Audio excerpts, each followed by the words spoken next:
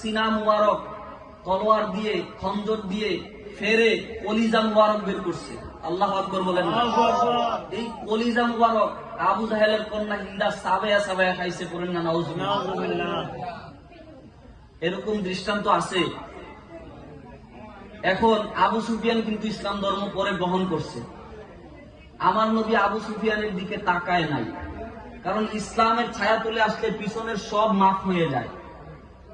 আবু সুফিয়ান এত বড় কাহিনী করার পরও আমার নবী তারে মাফ করে দিছে। এটার নামই হলো ইসলাম। কথা বলেন ঠিক না? মাফ করার নাম হচ্ছে ইসলাম, শান্তির নাম হচ্ছে ইসলাম, ভ্রাতৃত্ববোধ রক্ষা করার নাম হচ্ছে ইসলাম, দয়ার নাম হচ্ছে ইসলাম, মায়ার নাম হচ্ছে ইসলাম, নিরাপত্তার নাম হচ্ছে ইসলাম। কোন জঙ্গিবাদ, কোন সন্ত্রাস, কোন মৌদুদিবাদ কখনো ইসলাম হইতে পারে না। আওয়াজ করে বলেন ঠিক কিনা? লাঠি নিয়ে মানুষকে আঘাত করা, এটা কখনো ইসলাম হইতে পারে?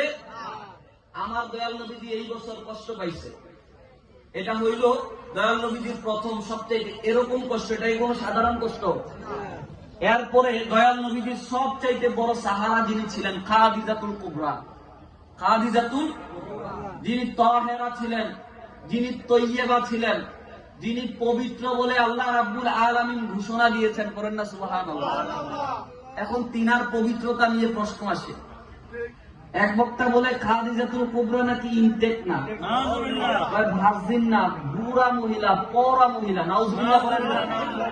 আরেক বক্তা বলে খাদিজা নাকি জীবনে এক ওয়াক্ত নামাজ পড়ছে না।